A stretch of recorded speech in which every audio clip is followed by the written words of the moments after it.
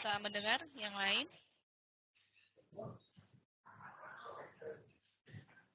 Pak Didi, suara saya terdengar jelas? Terdengar, Win? Oke. Oke, saya bisa mulai ya, Pak Didi ya. Oke. Baik. Selamat siang, Bapak Ibu sekalian peserta webinar. Mohon maaf atas keterlambatan penyelenggaraan webinar. Seyogianya akan kita mulai pukul 14 waktu Indonesia Barat, namun terus terang saja karena ini memang pertama kali pelaksanaan webinar, jadi kita masih ada kendala penyaringan komputer, kendala teknis, sehingga kita membutuhkan waktu yang agak lebih lama. Perkenankanlah kami untuk bisa membacakan susunan acara webinar. Seyogianya akan dibuka oleh Pak Kepala Pusat Data dan Informasi, Bapak Dr. Gigi Oscar Primadi.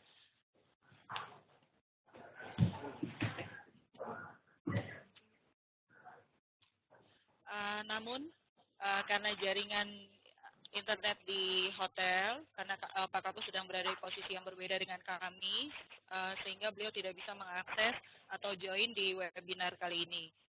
Jadi, kami persilakan untuk langsung masuk ke paparan webinar terkait dengan materi PMKDR, yaitu penilaian mandiri kualitas data rutin, yang akan dipaparkan oleh Bapak Dr. DRH Didi Budjanto MKes.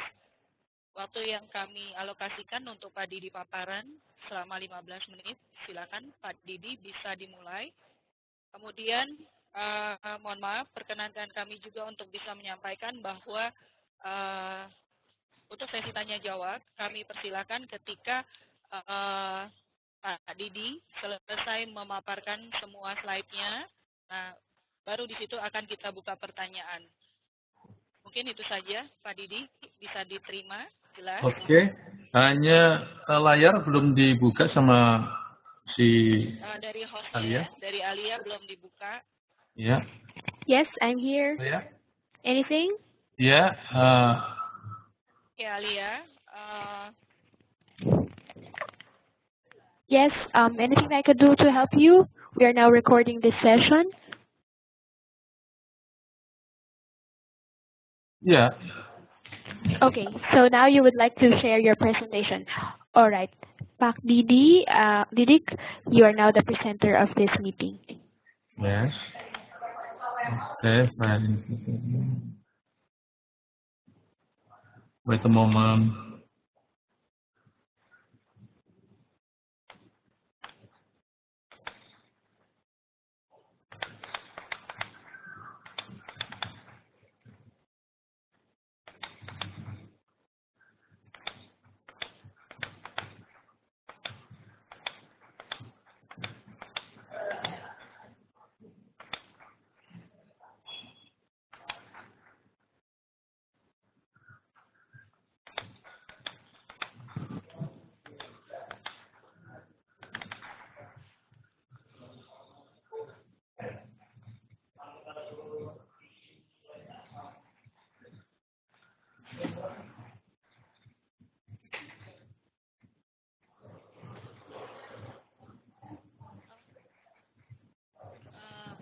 Sorry, Alia. Yes, anything? We are now seeing the screen of Didik Budianto. It says peningkatan kualitas data rutin kesehatan. I think everyone is also seeing the screen. If Mutiarsi has sent a check mark, which I believe means he's now seeing your screen. Didik, you can go ahead with your presentation. Oke, thank you Alia. Terima kasih Mbak Wina. Ibu dan Bapak sekalian, kita coba mulai. Yang seyogianya memang Bapak Kapus Datin yang akan mencoba untuk mengawali. Beliau memperkenalkan apa itu webinar, kemudian beliau akan membuka seminar di berbasis web ini. Namun karena ada hal-hal teknis yang di luar jangkauan, artinya bahwa internet kurang bagus di hotel, maka beliau meminta untuk langsung saja pada paparan yang kedua. Ibu dan Bapak sekalian, saya mencoba untuk mengingat atau memberikan suatu materi peningkatan kualitas data rutin kesehatan. Kita tahu bahwa sumber data kita Ini adalah data rutin yang kita maksud adalah data dari fasilitas pelayanan kesehatan, yang baik itu dari puskesmas maupun dinas kesehatan dan seterusnya ke atas. Ya, lanjut. Oke. Ya, Ibu dan Bapak sekalian, kita tahu bahwa sumber data kita itu ada dari dua sisi. Yang pertama adalah dari survei yang berarti berbasis komunitas. Kemudian yang kedua adalah berbasis fasilitas yang kita sebut sebagai data rutin. Seyogianya dua sumber data ini adalah masuk di dalam bank data kita, kemudian kita lakukan analisis sebagai suatu bentuk masukan kepada kebijakan kita. Kalau kita lihat bahwa antara komunitas base dan facility base ini ada plus minusnya masing-masing. Kalau kita lihat di community base, di sana juga bisa terjadi ya sampling error ataupun non sampling error. Ya. Kemudian contoh dari community base adalah semacam riset kesehatan dasar atau risetdas, potensi desa atau PODES, Susenas, sensus penduduk, dan SDKI, Survei Demokrasi Kesehatan Indonesia. Hanya saja dalam community base ini, Ibu dan Bapak sekalian, update interval tahunnya adalah 3 tahun, 5 tahun, 10 tahun, dan seterusnya. Seperti itu. Dan sifat data dari community base ini adalah individual atau agregat dari rumah tangga. Perbedaan dengan facility base adalah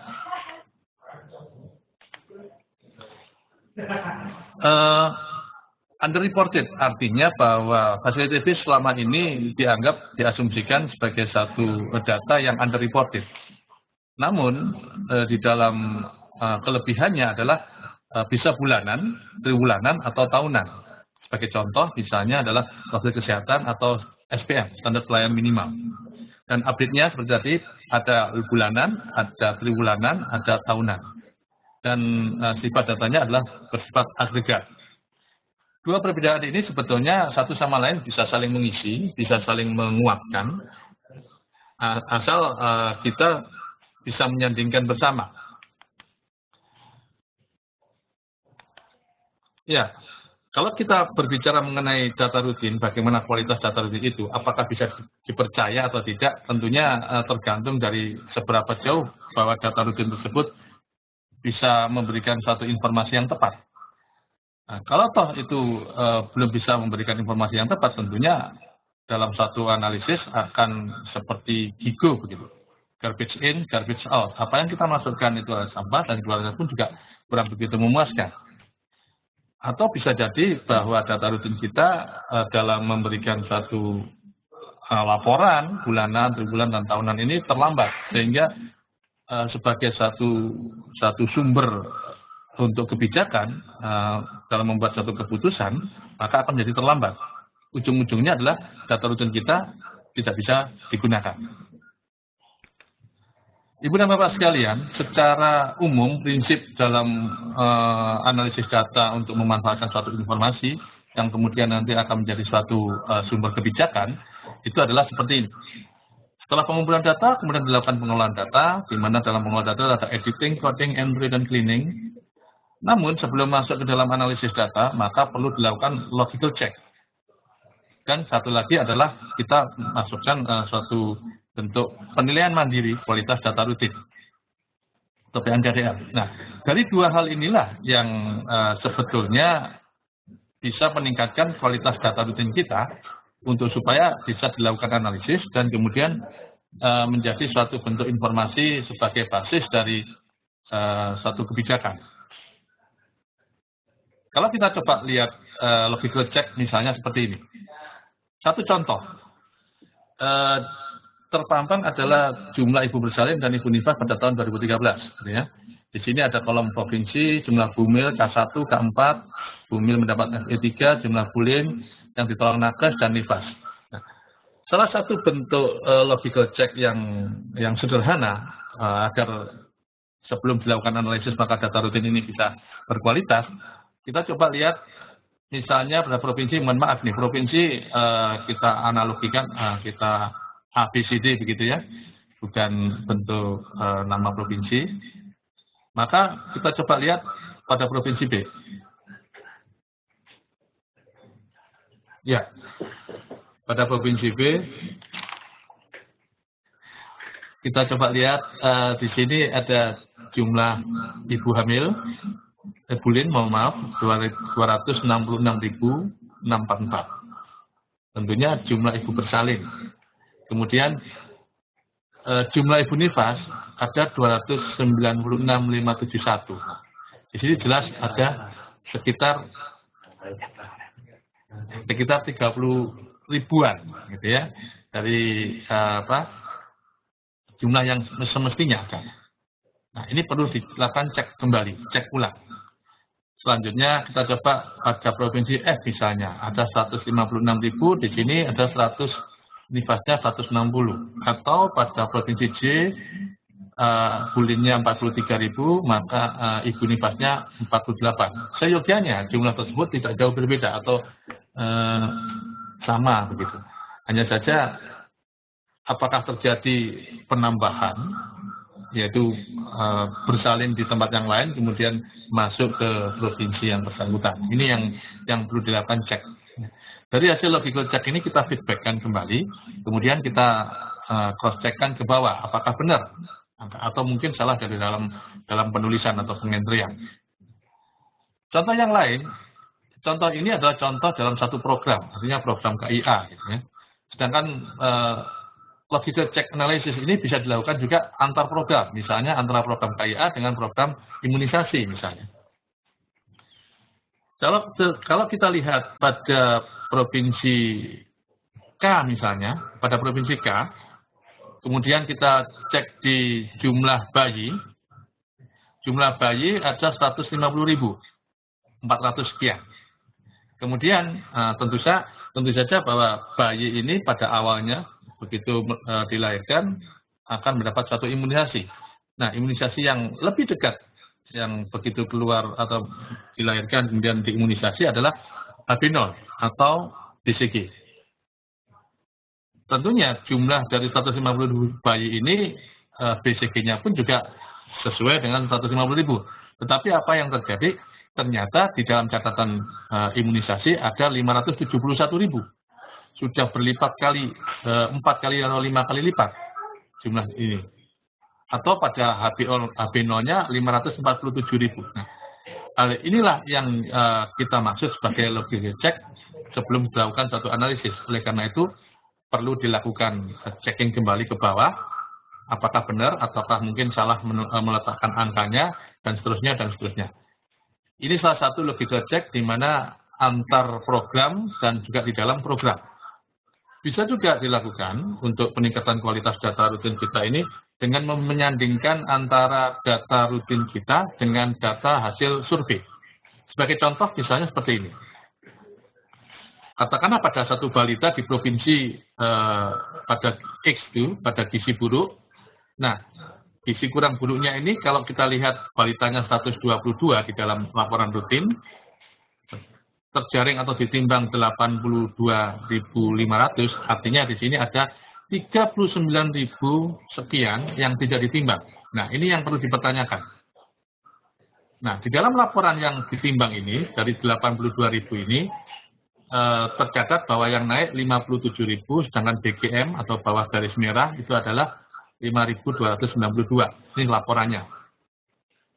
Kemudian, kalau kita sandingkan dengan hasil survei pada tahun yang sama, yaitu pada gizi kurang, ada 22,1% dari balita tersebut mengalami gizi kurang dan buruk. Kalau kita kalikan dengan jumlah balita 122.000, tentunya di daerah itu semestinya ada 27.069 balita yang gizi buruk dan kurang. Sedangkan yang dilaporkan hanya 5.292. Nah, ada tersisa yang tidak terlaporkan 21.000 sekian. Secara logika, kalau kita lihat bahwa apakah 21.000 ini yang tak terlaporkan itu bisa nggak bersembunyi di 39.958 balita yang tidak ditimbang? Ini pertanyaan yang perlu kita renungkan bersama. Oleh karena itu, salah satu solusinya adalah cross-check ke bawah, kemudian kita lakukan gerakan-gerakan yang notabene menimbang seluruh balita. Ini adalah salah satu contoh bagaimana data-data rutin kita coba kita tingkatkan kualitasnya dengan cross-check terlebih dahulu sebelum dilakukan suatu analisis. Ibu dan Bapak sekalian, salah satu tools yang dipakai untuk meningkatkan kualitas data rutin kita adalah PMKDR. Setelah dilakukan lexical check dengan dua kondisi tadi, kondisi yang dalam satu program dan intraprogram, kemudian dilakukan dengan perbandingan dengan survei, maka salah satu tools setelah itu adalah PMKDR, penilaian mandiri kualitas data rutin.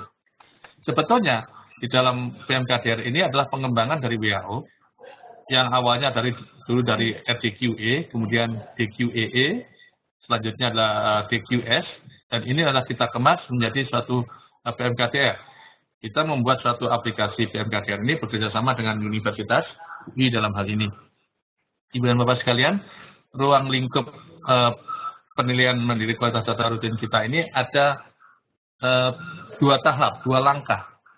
Hanya saja dalam setiap langkah ini penilaian mandirinya berdasarkan jenjang. Misal bahwa pusat akan menilai kualitas data laporannya ada di provinsi.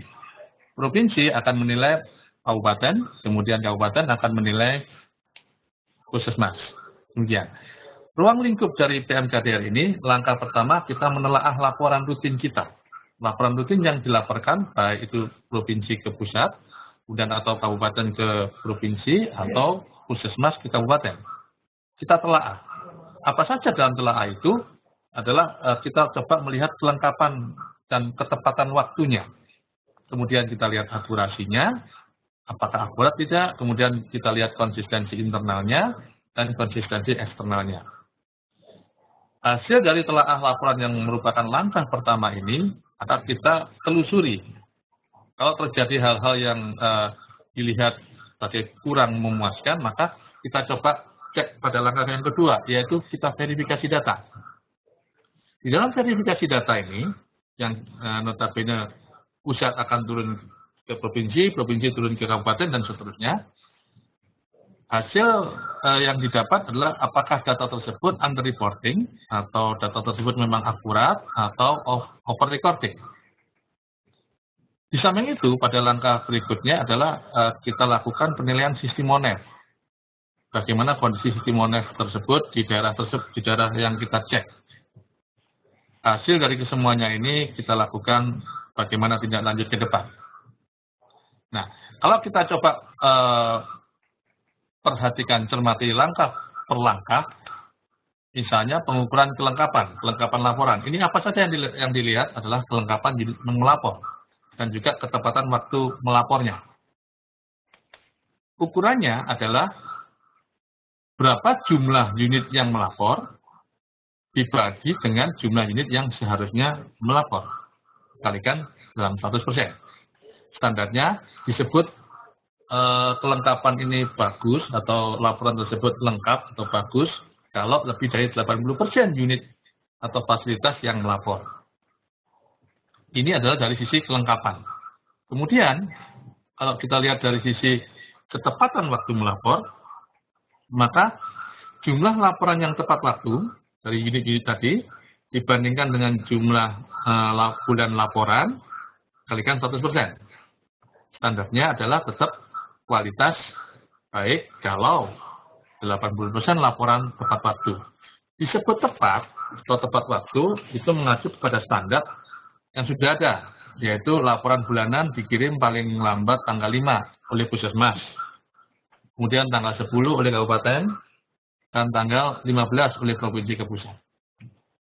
Ukuran ini yang kita pakai untuk melihat berapa jumlah laporan yang tepat waktu, provinsi mana saja. Dari hasil dua ini, ketepatan dan kelengkapan, hasilnya akan menjadi seperti ini. Misalnya, contoh penyajian, jadi secara otomatis nanti begitu dimasukkan di entry, otomatis akan menampilkan hasil yang seperti ini. Katakanlah yang persentase kelengkapan. di sini hampir seluruhnya 100% lengkap. Karena memang semua unit melapor dibandingkan dengan yang seyogianya melapor. Kemudian kalau dilihat dari ketepatan waktu, ini sebagai contoh adalah kasus TB baru. Kalau ukurannya tadi adalah standarnya 80%, maka dari gambaran ini tidak ada yang baik atau di bawah baik. Gitu ya. Karena apa? Karena secara nasional ada 61,4% yang melapor, yang tepat waktu. Contoh, triwulan 1 ada 69,7% provinsi yang melapor dengan tepat waktu. Triwulan 2 yang paling rendah adalah pada triwulan 3 yang 48,5% dan 57,4% pada triwulan 4. Secara nasional adalah 61,4% yang melapor. Masih di bawah standar 80%. Ini salah satu contoh penyajian. Begitu kita masukkan datanya, kemudian langsung otomatis akan keluar seperti ini. Selanjutnya, ini program-program yang bisa dilakukan penilaian. Bukan hanya ini sebetulnya, cukup bisa fleksibel, program manapun juga bisa, gitu ya, karena memang customized. Kemudian yang kedua, kalau kita lihat pengukuran akurasi data, di mana di sini prinsipnya adalah dilihat data tersebut ada nggak pencilan atau nilai-nilai ekstrim, begitu. Nah, ukurannya adalah dengan standar deviasi. Apakah ada data pencilan melebihi dari 2 standar deviasi atau 3 standar deviasi. Disebut baik kualitasnya atau akurasinya bagus kalau 0% memang tidak ada satu data pencilan atau satu data outlier.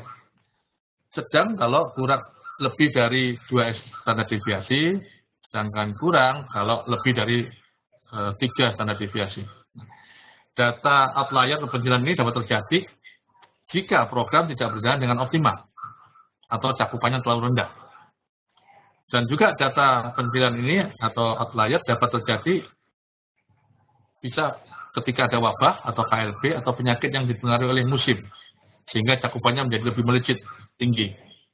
Atau yang ketiga adalah untuk memastikan penyebab pencilannya, kalau memang toh terjadi, maka dilakukan pada langkah yang berikutnya, langkah kedua. Itu yang sebagai satu early warning system. Nah, di sini. Begitu ada data pencilan, maka yang kita lakukan adalah langkah berikutnya, memverifikasi data. Ini contoh penyajian akurasi data. Kalau di sini dari 33 provinsi yang ada 55 per 100.000 penduduk, ini sebagian besar 40-70 per 100.000 penduduk, ini yang di garis hijau, sebagian besar ada di garis hijau. Kemudian ada satu provinsi yang capaian CNR-nya sangat tinggi, atau karena di atas 2 standar deviasi, di atas garis merah, yaitu ada Provinsi Sulawesi Utara. Nah, ini yang perlu dilakukan, dengan melihat ini perlu dilakukan kunjungan ke Sulawesi Utara untuk melihat, memverifikasi datanya. Apakah data tersebut memang benar atau mungkin salah di dalam pengendrian dan lain sebagainya. Itu contoh akurasi data. Kemudian pada checking berikutnya adalah kita lihat konsistensinya. Apakah data tersebut konsisten dari tahun ke tahun atau antar indikator ini tidak terjadi satu perubahan yang menyolok. Nah, di dalam konsistensi cakupan tahun per tahun internal, ya, secara internal, maka rumusannya adalah angka cakupan yang tahun ini yang dinilai, kemudian dibagi dengan rata-rata cakupan 3 tahun sebelumnya. Di rata-rata. Disebut baik jika berkisar antara 0,67 sampai 1,33 atau selisih rasio itu tidak melebihi dari 33% dari rata-rata 3 tahun sebelumnya. Kenapa bisa terjadi konsistensinya kurang bagus? Ini ada catatan bahwa ketidakkonsistenan ini dapat terjadi jika program memang tidak berjalan dengan optimal, sehingga cakupannya menurun tajam. Atau ketidakkonsistenan data ini jika ada penambahan yang mendasar pada sumber daya, tenaga atau peralatan, sehingga cakupannya menjadi meningkat tajam. Oleh karena itu, langkah berikutnya jika menemui hal tersebut, maka dilakukan verifikasi data, langkah yang berikutnya. Itu konsistensi dari tahun ke tahun. Contohnya seperti ini tampilannya. Dari sini ada 7 provinsi cakupan imunisasi DPT HP3 meningkat atau di atas 33%, yaitu Jambi dan seterusnya. Ini adalah salah satu contoh tampilan sebagai satu bentuk katakanlah early warning system begitu untuk bisa memverifikasi turun ke provinsi, mengecek. Ibu dan Bapak sekalian, kalau konsistensi antar indikator kita rumuskan bahwa jumlah absolut, katakanlah ini pasien TB, jumlah absolut pasien TB yang baru dievaluasi dibandingkan dengan yang TB baru diobati. Sehingga kualitasnya, standarnya tetap sama, yaitu tidak lebih dari 33% dibandingkan rasio rata-rata di wilayah tersebut. Sumber kenapa 33%, ini kita ambil dari WHO pada tahun 2012. Selanjutnya, jika ini contoh dari konsistensi antar indikator, seperti tadi, mirip-mirip sama. Selanjutnya, jika terjadi kondisi-kondisi yang konsistensinya kurang bagus, akurasinya, maka dilakukan ini pengukuran konsistensi yang secara eksternal, di mana konsistensi data sasaran program dan juga data cakupan program.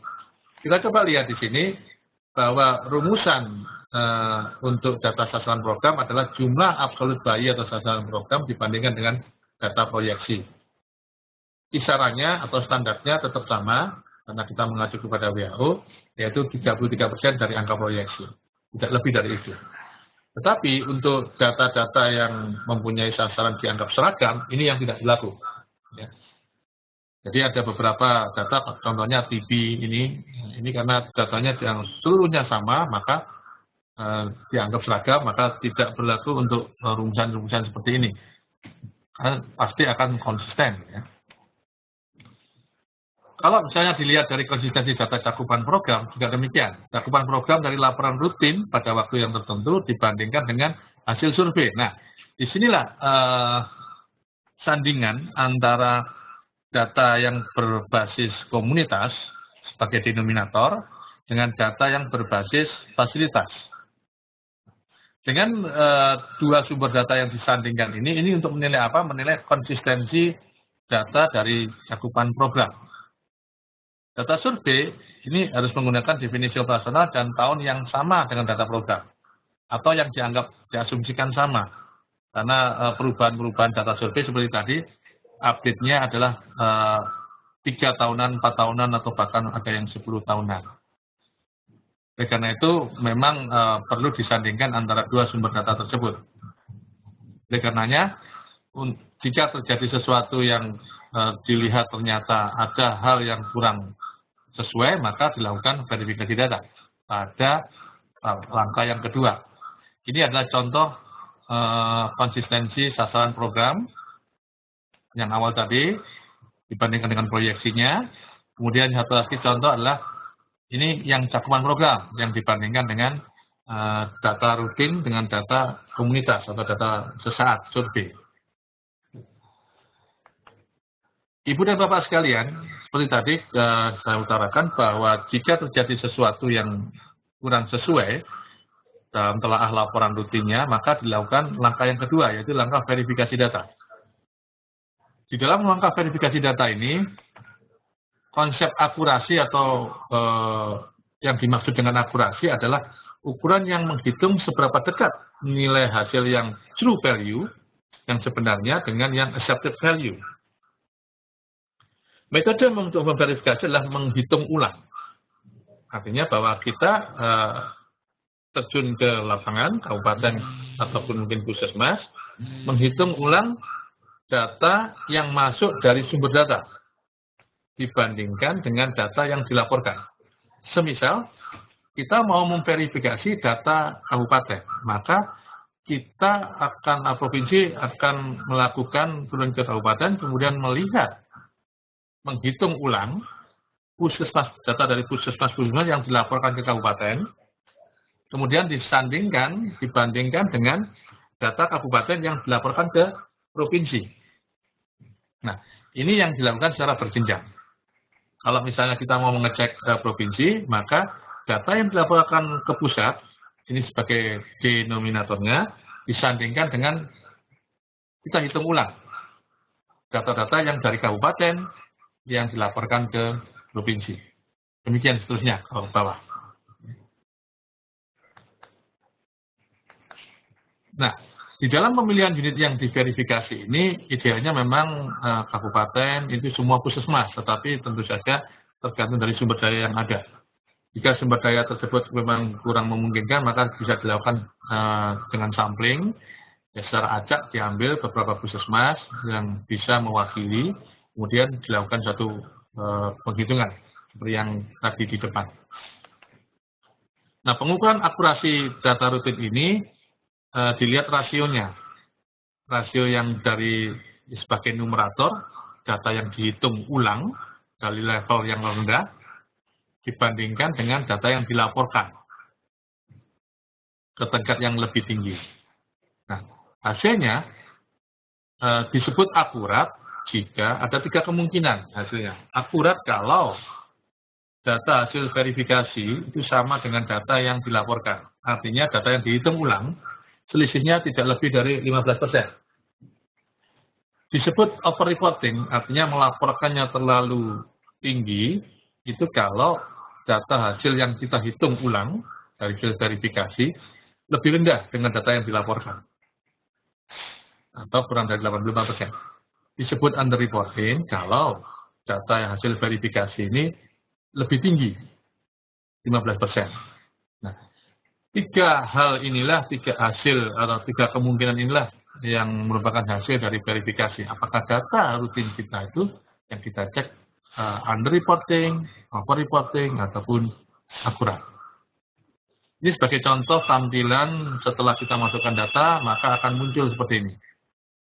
Misalnya ini akurasi data TB untuk semua tiba, di mana yang akurat hanya 55%, kemudian yang over reporting ini 27%, dan yang under reporting adalah 18%. Seperti ini. Ini adalah tampilan dari hasil verifikasi yang disajikan. Ibu dan Bapak sekalian, dari hasil verifikasi tentunya ada semacam tindak lanjut. Setelah kita cek ke bawah, ada tindak lanjutnya. Contoh ini adalah rencana tindak lanjut yang dilakukan oleh teman-teman di provinsi misalnya. Rasio akurasi di Kabupaten Flamboyan hanya 80% atau over reporting. Ya.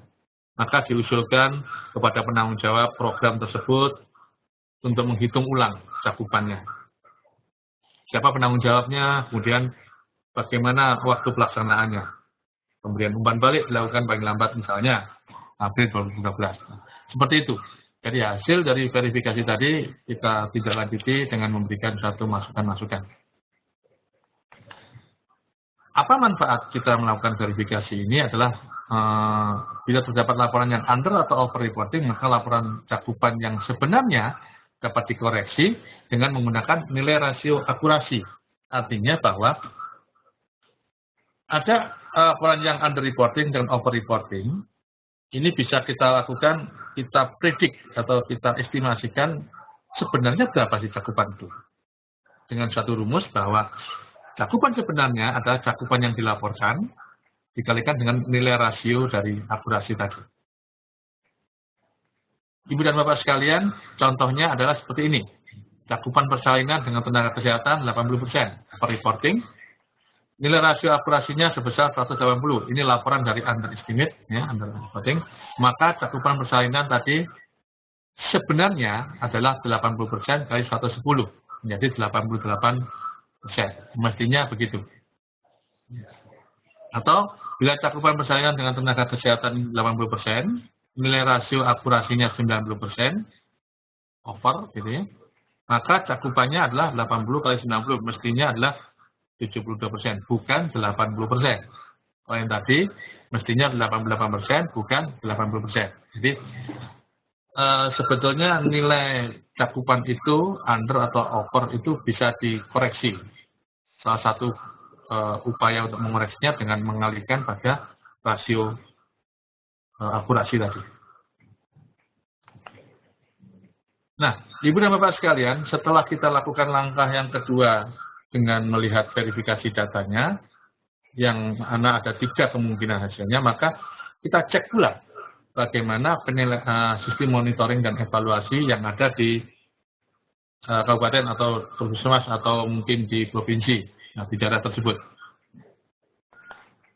Konsep penilaian pemantauan sistem monitoring dan evaluasi ini, pengertiannya adalah penilaian kualitas sistem pemantauan, itu merupakan proses menilai komponen sistem MONEF secara langsung ke unit fasilitas kesehatan melalui, nah ini caranya adalah dengan wawancara. Wawancara setelah terstruktur, kemudian kita observasi langsung bagaimana sistem MONEF-nya dan kita review dokumennya. Tujuannya apa? Tujuannya adalah untuk menilai, memastikan bahwa sistem pemantauan berjalan dengan baik. Sehingga dapat dilakukan satu pengolahan atau analisis yang akurat. Metode yang dilakukan dengan cara menilai masing-masing komponen, di mana di dalam komponen ini difokuskan pada dimensi input, proses, dan output. Penilaian dilakukan berdasarkan wawancara terstruktur tadi dengan review dokumen dan observasi. Ada 6 komponen yang dinilai untuk sistem MONEF-nya adalah yang pertama, struktur, fungsi, dan kapasitas dalam pemantauan dan evaluasi. Ada tidak? Atau berjalan tidak? Kemudian yang kedua, indikator dan pedoman pelaporan. Ada tidak? Pengumpulan data dan ketersediaan formulir. Pengolahan dan analisis data, kemudian kelengkapan pelaporan dan ketepatan waktu pelaporan, dan pemanfaatan data dan informasi.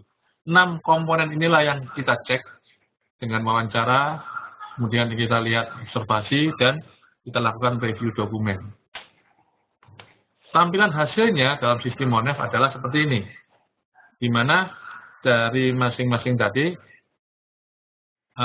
baik, sangat baik, makin tinggi adalah makin bagus, ya, masing-masing komponen. Yang paling tinggi adalah nilai skornya 4, yang paling rendah adalah 0. Nah, hasil contoh seperti yang tadi kita lakukan, itu misalnya di rata-rata seluruhnya ini totalnya, fungsi dan kapasitas dalam pemantauan untuk komponen yang A, yang pertama, ini cuman bernilai ya kurang bagus lah, 2 gitu ya. Skornya 2. Kemudian yang paling ekstrim adalah pemanfaatan data dan informasi. Di sini hanya 1, hampir mendekati 0. Nah, dari 6 komponen inilah kita bisa langsung melakukan intervensi bahwa pada aspek mana kita harus menguatkan sehingga sistem monitoring dan evaluasi itu akan berjalan lebih bagus. Apakah pada seperti yang ini adalah pemanfaatan data dan informasi. Ini adalah yang kita harus intervensi lebih gigih di sini. Dari ketiga langkah tadi, maka dilakukan rencana tindak lanjutnya apa? Misalnya di sini ada kelemahan yang terindikasi tidak adanya panduan pengolahan data. Maka usulannya adalah membuatkan standar operasional prosedur. Siapa penanggung jawabnya, kemudian kapan waktu pelaksanaannya. Atau memang tidak ada tugas dan fungsi tupoksinya yang melakukan review terhadap data. Usulannya adalah dilakukan di bagian SOP, kemudian petugas yang melakukan review terhadap validitas dan akurasi data, dan seterusnya. Nah, kelemahan ini dapat diidentifikasi dari pertanyaan yang mendapat nilai 0. Jadi ada beberapa pertanyaan dari masing-masing komponen tadi, kemudian ada yang nilai 0 sampai dengan 4. Nah, seperti itu. Ibu dan Bapak sekalian, keinginan dari satu proses penilaian mandiri kualitas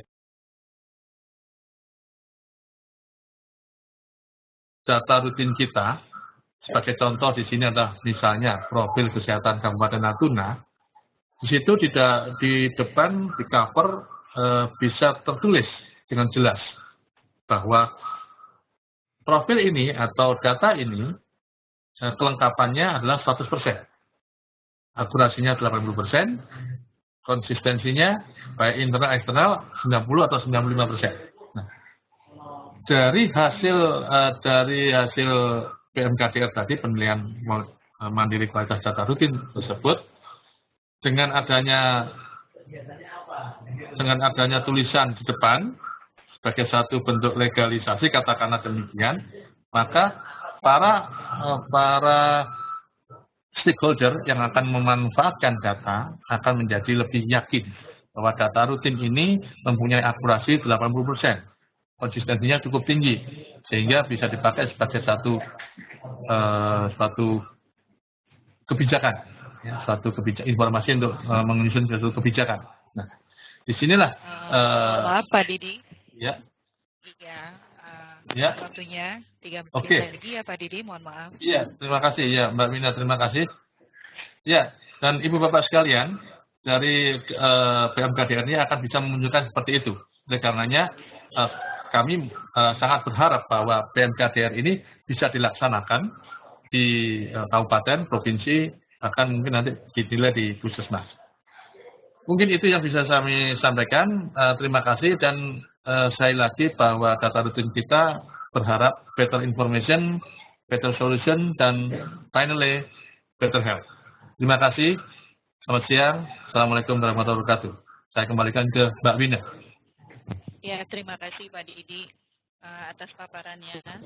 Bapak Ibu sekalian peserta webinar, biasanya kita akan memulai sesi tanya jawab setelah paparan, namun perkenankanlah Pak Oscar Primadi selaku Kapus Datin untuk bisa memberikan sedikit arahan terkait dengan kegiatan pelaksanaan webinar ini. Mohon host Mbak Alia bisa unmute Pak Oscar agar beliau bisa berbicara.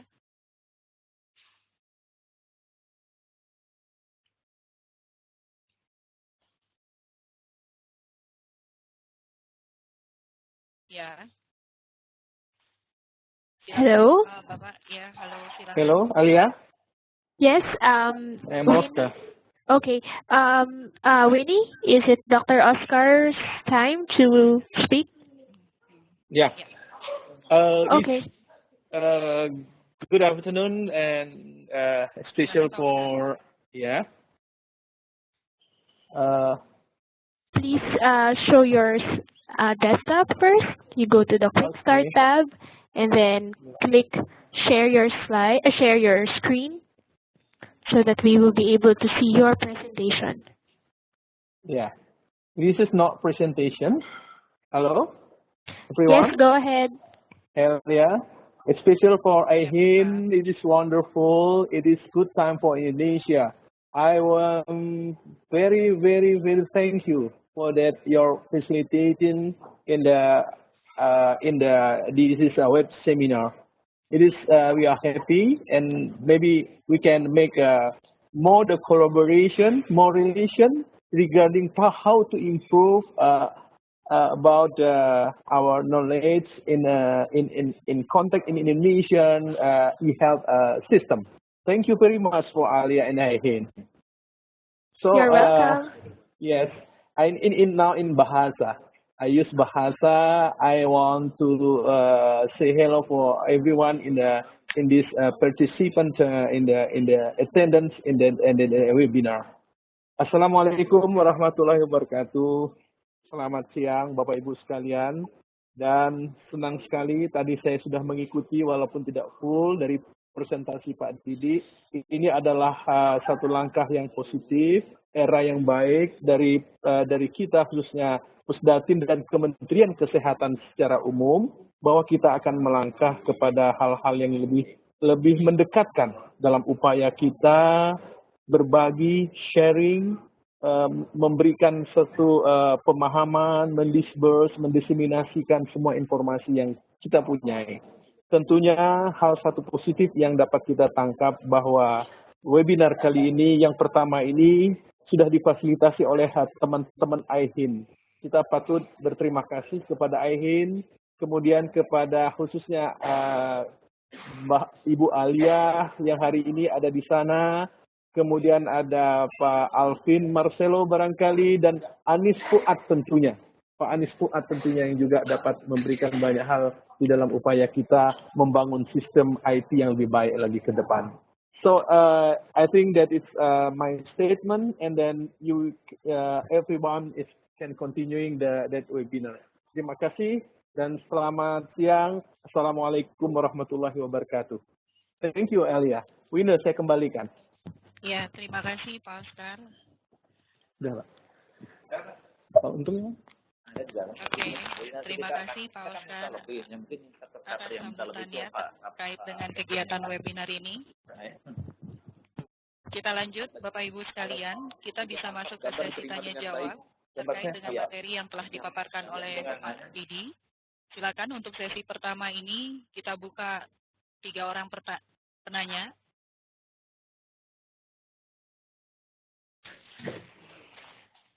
Ya. Terima kasih Pak Oscar. Go ahead, Terima kasih. Professor Anis. Oke. Terima kasih. Halo. Ya, silakan Mas Anis. Oke, terima kasih. Terima kasih Pak Didi. Presentasi yang baik tentang PMKDR. Saya juga jadi belajar banyak tentang penilaian mandiri untuk kualitas data rutin. Yang menjadi pertanyaan saya adalah terkait dengan tadi kan kita fokusnya kepada melihat data yang tidak akurat kadang-kadang dari outlier ya. Jadi entah itu yang di atas tadi 3 standar deviasi misalnya sebagai contoh. Yang kadang-kadang menurut saya menjadi pertanyaan adalah bahwa kadang-kadang ketidakakuratan justru terjadi pada fasilitas kesehatan maupun institusi yang melaporkan as usual, Pak. Jadi misalnya justru yang melaporkan datanya itu di tengah-tengah karena dia memang playing safe. Jadi tidak mau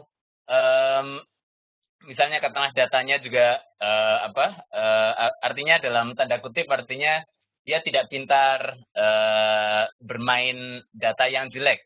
Jadi Jadi tetap datanya juga di tengah-tengah saja terus. Padahal sebenarnya di data tengah-tengah itu ya yang justru kebobrokan terjadi di situ karena dia sebenarnya juga tidak mencatat data dengan baik dan dia juga tidak mengambil risiko datanya kalaupun data tidak terkumpul banyak dia juga akan mengambil tengah-tengahnya, kalaupun datanya terlalu banyak dia akan mencoba tidak melaporkannya. Nah, bagaimana kita bisa mengidentifikasi ketidakakuratan yang justru pada level yang tengah-tengah itu, Pak? Mungkin itu pertanyaan saya, Pak Didi. Oke, baik, silakan. Ada lagi pertanyaan lain?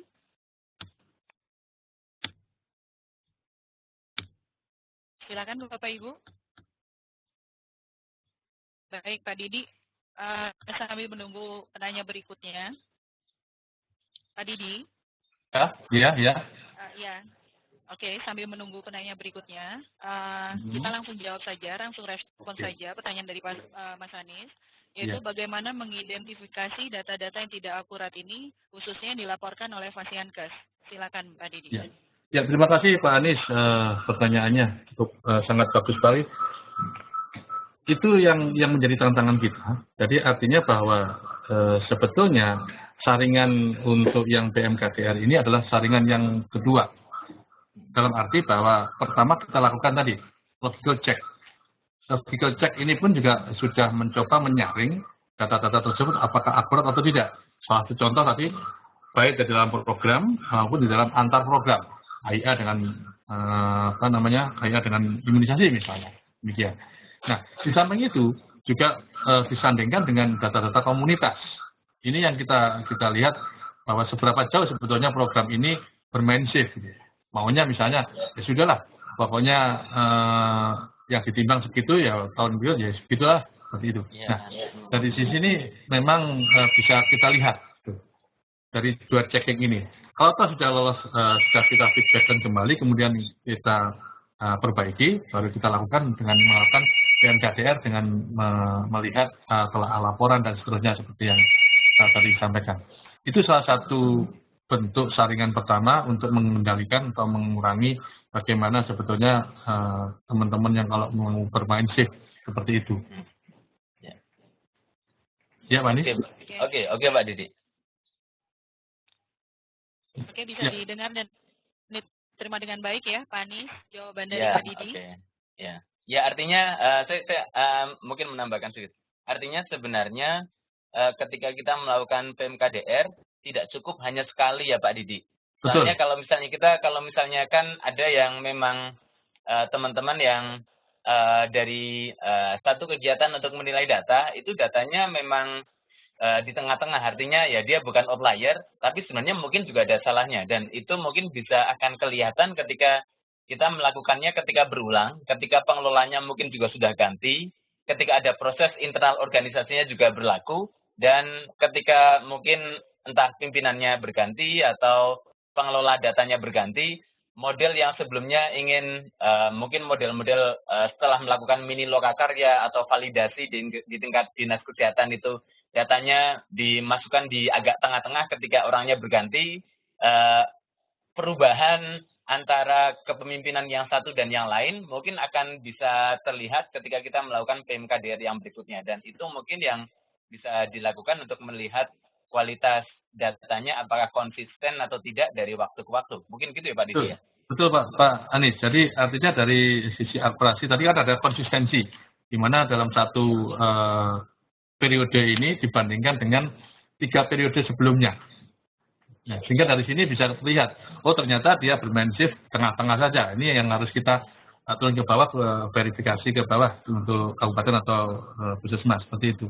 Memang benar, yang harus secara reguler terus-menerus. Demikian Mbak Anies. Oke, ya, makasih Pak Didi. Ya.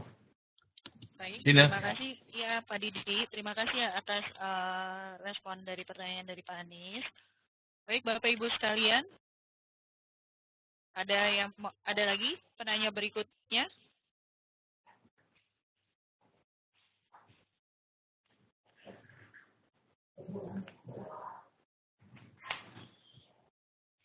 Halo? Ada? Ya. Baik.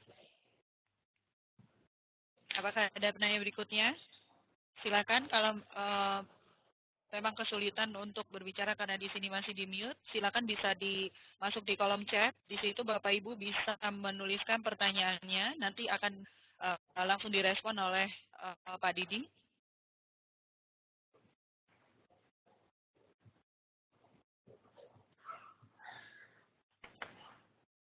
Ya, bagaimana?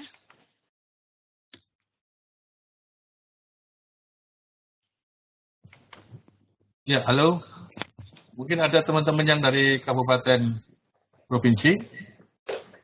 Ya, silakan Bapak Ibu. Atau mungkin dari pusat.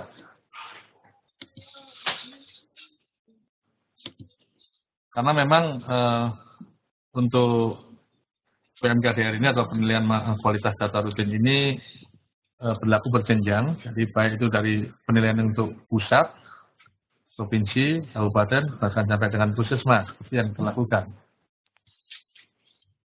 Kalau belum ada, boleh tanya satu lagi Pak Didi. Monggo Pak Anies, ya. Pak Didi, ini saya kira kan modul yang sangat baik, dan kami dari universitas juga sangat senang jika bahan semacam ini juga bisa dikenalkan kepada mahasiswa. Bagaimana kami dari universitas bisa mendapatkan modul untuk ya pelatihan atau semacam itu, kemudian mengajarkannya kepada mahasiswa, apakah nanti ada lisensi atau seperti apa, apakah pelatihnya harus terregister dulu mengikuti TOT dari Pusdatin atau bagaimana itu Pak Didi? Terima kasih Pak Didi. Oke, terima kasih. Silakan Pak Didi. Langsung ya Mbak Winda. Iya, silakan nggak apa-apa. Oke, terima kasih. Iya Pak Anies, jadi sebetulnya untuk yang modul PMKDR-nya dengan petunjuk teknisnya sudah kita kembangkan, sudah kita buat, dan kita menunggu untuk menjadi Permenkes gitu, atau Kepmenkes lah katakanlah. Nah, itu nantinya akan bisa dipakai sebagai satu referensi secara formal untuk teman-teman di kabupaten, provinsi, ataupun bahkan di puskesmas. Sedangkan kalau toh ini akan diajarkan, dipakai sebagai satu bahan, katakanlah untuk kuliah atau untuk mahasiswa, itu monggo bisa langsung saja tanpa harus melalui suatu izin yang macam-macam. Tetapi untuk pengajarnya itu seyogianya memang kita perlu berdiskusi, kita perlu bersama-sama untuk melakukan satu penguatan. Rasanya begitu Pak Awis. Jadi tidak harus lisensi harus pakai haki segala macam, enggak, tetapi itu memang free dan bebas untuk teman-teman yang di universitas. Hanya saja memang perlu berdiskusi bagi teman-teman yang mau mengajarkan itu. Itu Pak Anies. Oke, terima kasih Pak Didi. Oke, baik. Ya, baik Bapak Ibu sekalian. Selain Pak Anies, ada lagi yang mau bertanya terkait dengan materi Saya, Win. KDR? Ya. Pak Oscar. Silakan Pak, silakan Pak. Pak Didi. Ya Bapak. Ya, ini hal yang positif, tapi saya berharap ini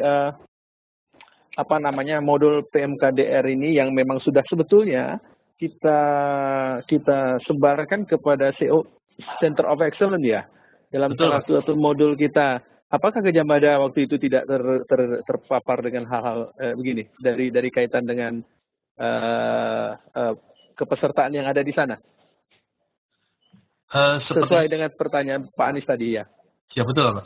Jadi sepertinya di awal dari pengembangan Center of Excellence itu salah satu materinya memang PMKDR dan sepertinya sudah terpapar dengan PMKDR. Hanya saja memang peserta dari bukan mahasiswa tetapi sebagian besar adalah teman-teman dari Dinas Kesehatan sama provinsi di wilayah. Oh, oke. Ya. Jadi hal yang positif di sini juga saya lihat ada Pak Besral dari UI ya. Barangkali mungkin bisa dikembangkan suatu pola di mana tadi Pak Anies melihat ada hal positif yang bisa menjadi semacam muatan di dalam mata ajaran, mata kuliah yang diberikan kepada perguruan tinggi. Akan kita kembangkan, akan hal positif sekali. Terima kasih moderator. Terima kasih Bu Ina. Ya, terima kasih Pak Oscar atas tanggapannya. Selain itu, ada lagi Bapak Ibu yang lain yang mau memberikan tanggapan ataupun pertanyaan terkait dengan PMKDR? Bu Pina, itu ada Pak Awi dan Bu Mutiarsi yang raise hand itu. Iya, betul. Pak Awi mana? Mohon maaf, Pak Awi ya.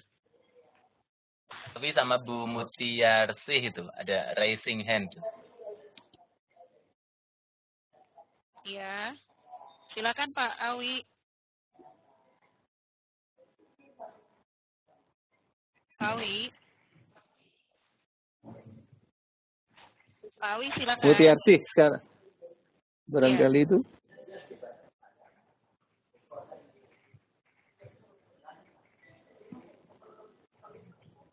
Ya, silakan Bu Mutiarsi.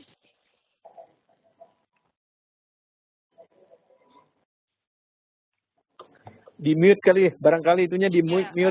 Mohon maaf, Mbak Lydia, bisa di unmute untuk Pak Awi atau Bu Mutiarsi?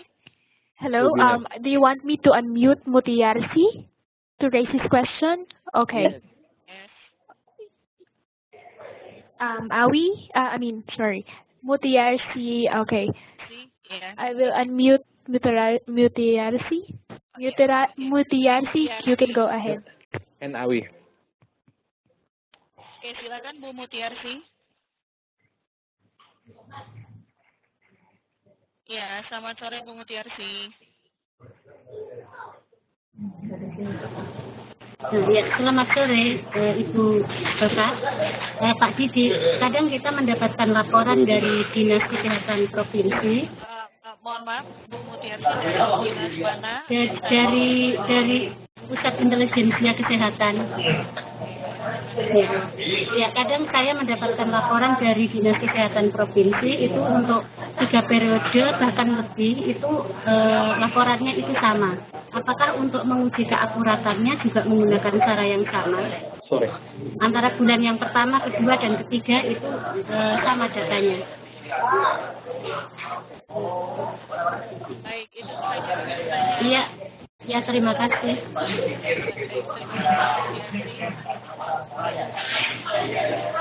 kampus, saya mendengar suara Mbak Ali, staf. Halo. Nah, siapa? Iya, Pak Awi. Besok ada diajak apa? Pak, selamat. Terus Datin boleh tambah 1 orang? Boleh tambah 1 orang ke sana? Pak Awi. Datin boleh tambah 1 orang? Oke, Alia. Yes, yes, Winnie.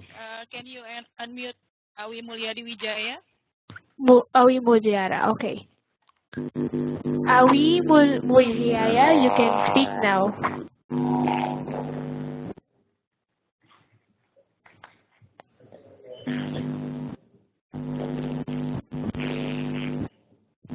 Awi, do you have a microphone with you? You can now speak on your microphone. Pak Awi, silakan Pak Awi. Pak Awi, ini suaranya nggak jelas. I think Awi's microphone is not clear. Maybe Awi can chat his question or his response to you. Oke.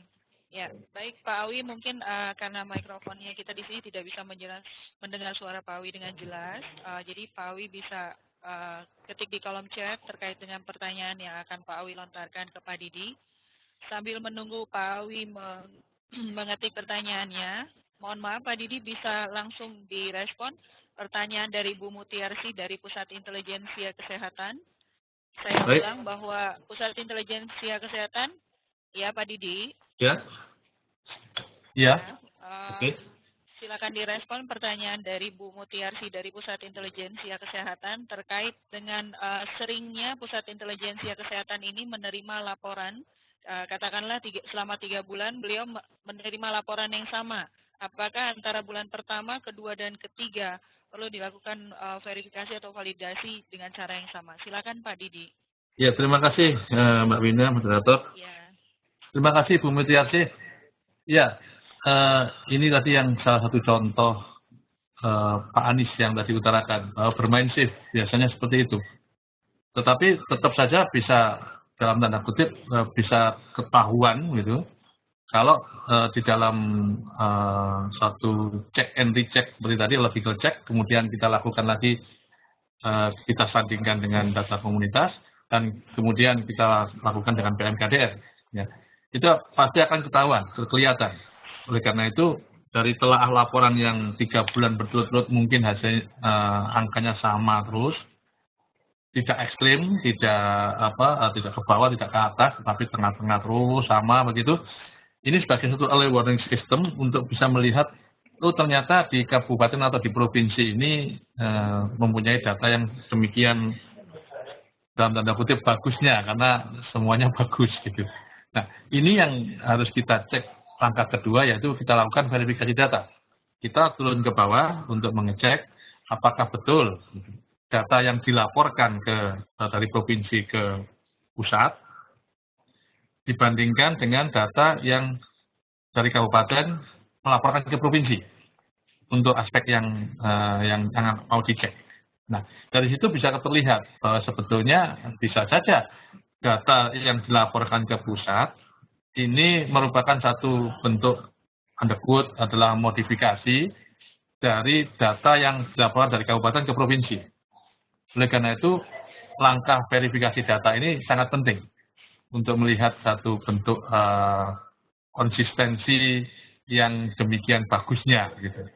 Jadi sebetulnya tidak hanya hal-hal yang bersifat ekstrim kurang bagus, tetapi justru hal-hal yang bagus ini pun juga perlu kita verifikasi data, kita perlu terjun ke bawah. Mungkin itu sementara yang bisa saya respon dari pertanyaan Bu Mutiarsi. Terima kasih Mbak Wina, saya kembalikan. Mbak Wina? Iya Pak Didi. Ya. Oke. Okay. Terima kasih atas responnya terkait pertanyaan dari Bu Mutiarsi. Mudah-mudahan Bu Mutiarsi bisa mendengar dengan jelas ya. Kemudian ini dari Pak Awi tadi, beliau mengatakan di kolom chat ini sudah tersambung dengan mikrofon. Mungkin Alia bisa di-unmute lagi untuk Pak Awi? Alia? Yes, sorry.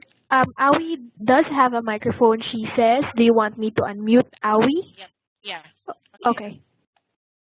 We go ahead and talk. Oke, Pak Awi, silakan Pak Awi. Pak Awi. Pak Awi, silakan.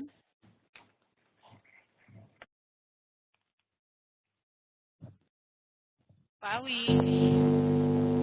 Ya, Pak Awi, silakan. Ya, 1, 2, 3. Iya, silakan Pak Awi, kita bisa dengar. Pak Awi. Ya, Ya, silakan. saya ingin menanggapi pertanyaan Pak Anies juga Ibu Tiasi terkait apabila kita curiga di suatu provinsi atau kabupaten ada data yang selalu kelihatannya sama di tengah-tengah berdasarkan PMKDR kelihatannya akurat, tapi kita tetap curiga. Oleh karena itu solusinya mungkin saya ada sedikit masukan, mungkin kita perlu Ya, Pak Awi. melakukan verifikasi, mendatangi langsung Pak Awi, perjenjang. Ini tidak terdengar, bisa diulang Pak Awi. Bisa dengar? Iya, sudah mulai terdengar. Ya, saya ingin menanggapi pertanyaan Pak Anies dan Ibu Mutiarsi, mungkin sudah bersama. Apabila kita ingin mengetahui suatu wilayah, misalnya provinsi atau kabupaten kota, yang kelihatannya setiap bulan, setiap tahun datanya akurat, tapi kita curiga, ingin mengamati lebih lanjut, jalan satu-satunya adalah melakukan penilaian verifikasi, yaitu mendatangi langsung perjenjang. Dengan kita mendatangi dari level bawah ke puskesmas langsung, kita hitung ulang dari buku register, misalnya indikator PN, kita hitung ulang dari bawah, kita cocokkan dengan laporan yang mereka laporkan ke tingkat kabupaten. Dari situ mungkin sudah bisa kita lacak kesalahannya ada di mana, apakah tingkat puskesmas, kabupaten kota, dan seterusnya, atau mungkin juga kesalahan ada di tingkat provinsi. Mungkin itu aja yang saya bisa berikan. Terima kasih. Oke, baik. Baik, terima kasih Pak Awi. Tanggapannya mungkin. Ada lagi Pak Awi tambahannya? Sudah. Oke, ya terima kasih. Mungkin mohon maaf ya Pak Awi karena ini agak penuh. Ya. Ya, sudah. Ya. Bapak Ibu sekalian, mungkin kalau tidak bisa mendengarkan secara jelas tadi jawaban dari Pak Awi Mulyadi terkait menanggapi pertanyaan dari Pak Anies dan Bu Mutiarsi dari PIK, yaitu bahwa jika kita memiliki rasa curiga terhadap data yang kita terima yang dikirimkan dari daerah gitu. Jadi solusinya memang Pak Awi mengatakan bahwa sebaiknya mendatangi langsung Pasienkes yang melaporkan data tersebut.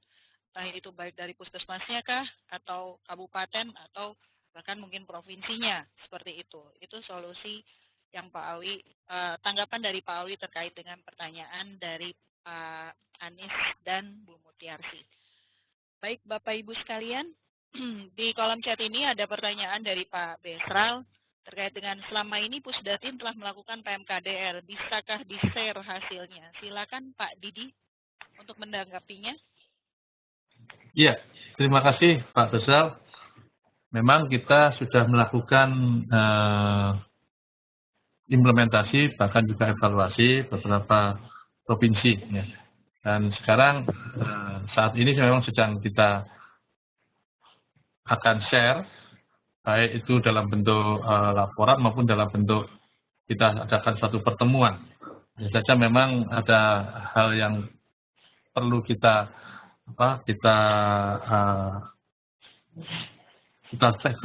pending sebentar gitu ya, mengingat bahwa dari sisi sumber daya kita, yaitu anggaran, mungkin belum bisa memenuhi.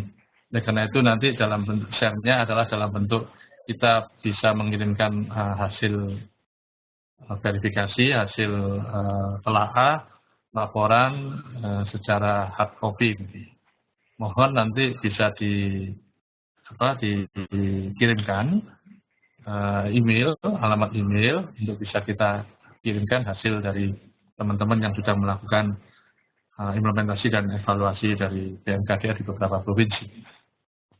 Itu Mbak Wina, tanggapan saya. Terima kasih. Ya, baik. Saya tidak tahu nih. Ya, saya tidak tahu. Mungkin Pak Besra ini hanya menanyakan di kolom chat saja ya, atau halo, bisa dengar suara saya?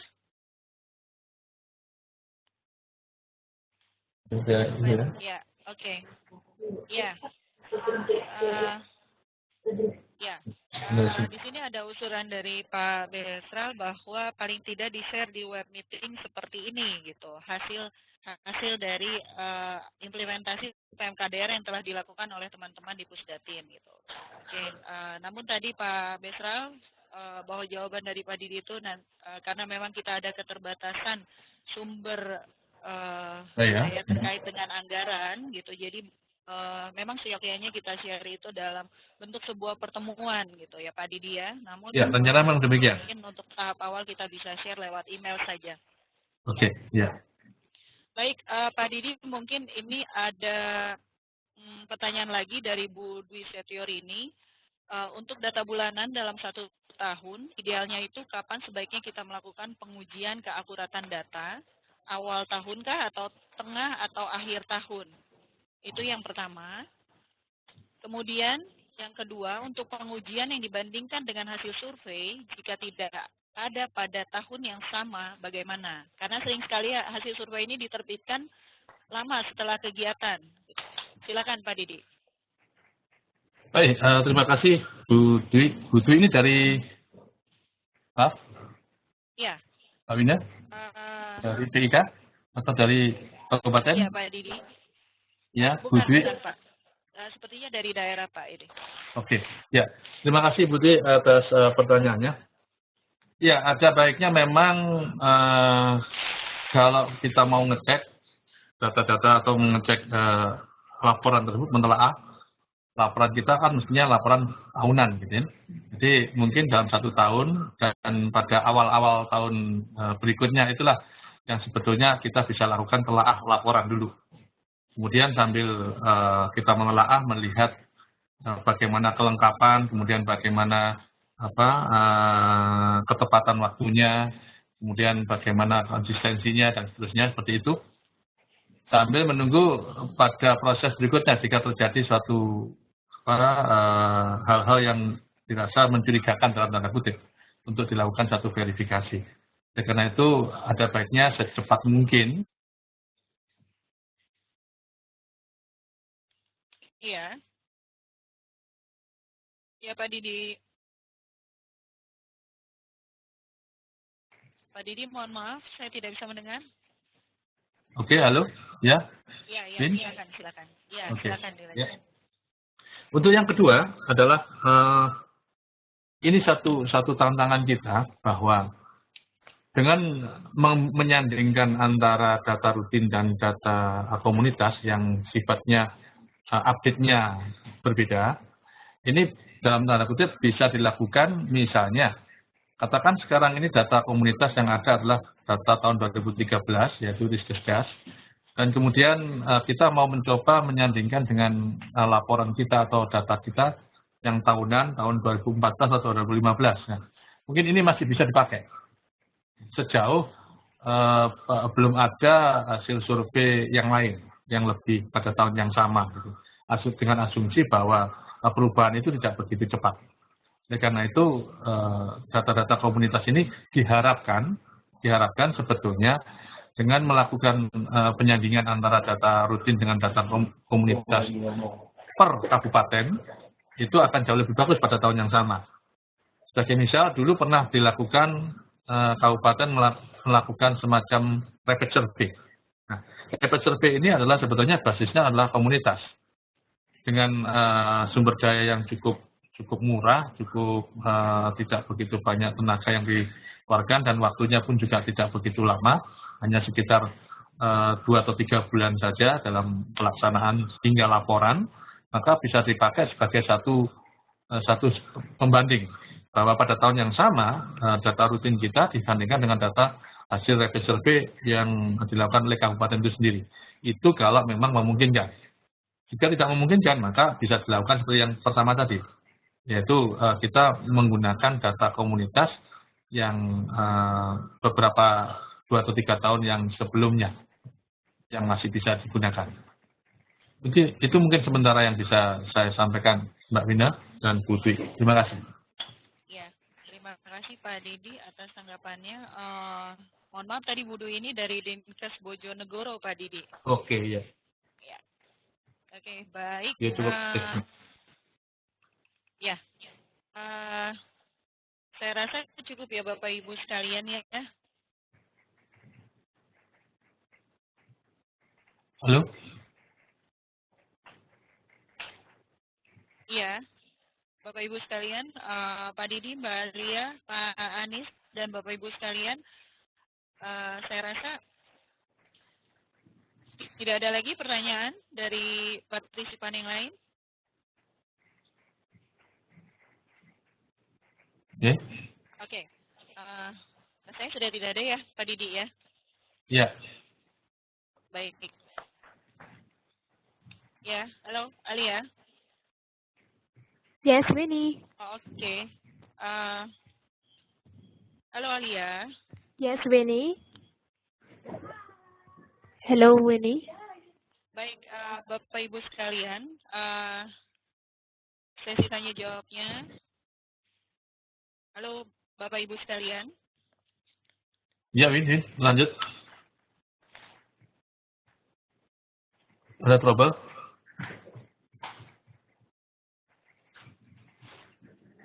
Winnie. Ya, baik.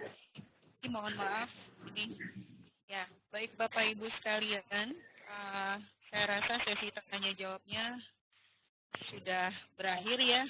Sudah ada beberapa pertanyaan tadi dari Pak Anies, kemudian dari Bu Mutiarsi, kemudian tanggapan dari Pak Awi, juga ada pertanyaan dari Pak Besel dan Ibu Dwi. Kalau boleh saya izinkan, saya diizinkan Pak Didi ya untuk mengambil sedikit kesimpulan terkait dengan paparan materi PMKDR ini, bahwa di dalam ruang lingkup PMKDR ini kita ada 3 ya. Pertama, kita melihat terkait dengan telaah laporan rutinnya, kemudian setelah dilakukan telaah laporan rutin, kita lakukan verifikasi datanya, kemudian setelah tahapan verifikasi data ini sudah selesai dilakukan, kita melakukan penilaian sistem ONEF. Iya, ya. Yuk. Baik, dari beberapa pertanyaan terkait dengan PMKDR ini, bahwa mungkin terkait dengan pertanyaan Pak Anies, bahwa modul PMKDR ini memang perlu di-sharing ya Pak Didi ya. Kita itu menunggu proses dari ditetapkan yang menjadi Kepmenkes atau Permenkes dari modul ini. Namun perlu saya berikan informasi juga bahwa memang untuk peserta COE yang di UGM untuk tahap pertama sekali memang belum terpapar terkait belum terpapar ya? Oke. Ya, betul.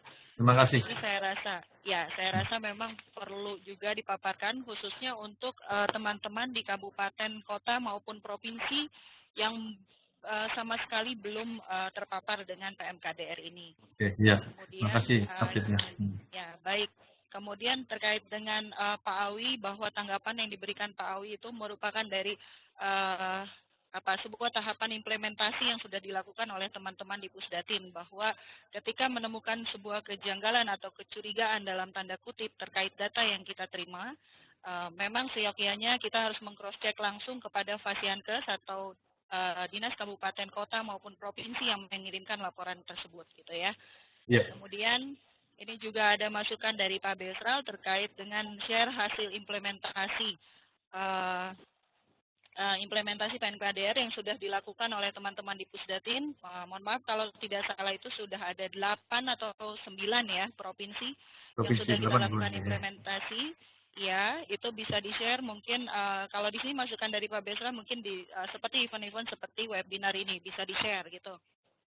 Hal ini pun webinar ini pun rasanya bisa menjawab segala keterbatasan kita dari sisi dana ya Pak Didi ya, Ya, untuk bisa betul. share Betul. hasil-hasil kegiatan kita, khususnya kali ini adalah PMKDR gitu ya. Ya. Baik, kemudian yang terakhir adalah terkait dengan tantangan, bahwa PMKDR ini juga memberikan tantangan tersendiri kepada kita jika kita menggunakan aplikasi ini untuk berani menyandingkan data yang kita punya atau data yang kita terima dengan data rutin atau data prioritas yang dikirim data rutin maupun data prioritas yang kita punya gitu ya. Data yang kita terima dari kabupaten bisa kita sandingkan dengan data rutin ataupun data prioritas. Mungkin seperti itu kesimpulan dari saya, Pak Didi, Alia, Pak Anies. Mengingat waktu juga sudah lewat dari setengah jam, sudah batas waktu yang sudah kita tentukan di awal, bahwa terima kasih ya Pak Didi sebelum saya tarik kesimpulan besarnya. Terima kasih juga pada Alia, Mas Anies yang telah membantu memfasilitasi webinar ini. Terima kasih juga respon dan support yang diberikan oleh Bapak Kepala Pusat Data dan Informasi, Pak Oscar Primadi. Terima kasih Pak atas responnya, supportnya juga. Mungkin itu saja. Terima kasih buat Bapak Ibu partisipan dan attendance untuk acara webinar kesempatan kali ini. Untuk webinar session berikutnya dengan materi yang berbeda akan kita informasikan selanjutnya. Terima kasih, selamat sore dan sukses untuk Bapak Ibu sekalian. Silakan saya kembalikan. Thank you, Win. Are we ending now? Ya. Yes. Thank you, Alia. All right. Thank you also. Thank you, Alia. Thank you, Alia. Also, there are some participants who are asking if they can get a copy of the slides. Will you be sending the slides to them? Yeah, Pak Didi. Yeah. Yeah. Yeah. Okay, I got that. Yeah. So Didik will be sending the slides to all of the participants in this meeting room. Thank you and good afternoon. Thank you, Alia. Yeah. Okay, thank you, Alia. Bye.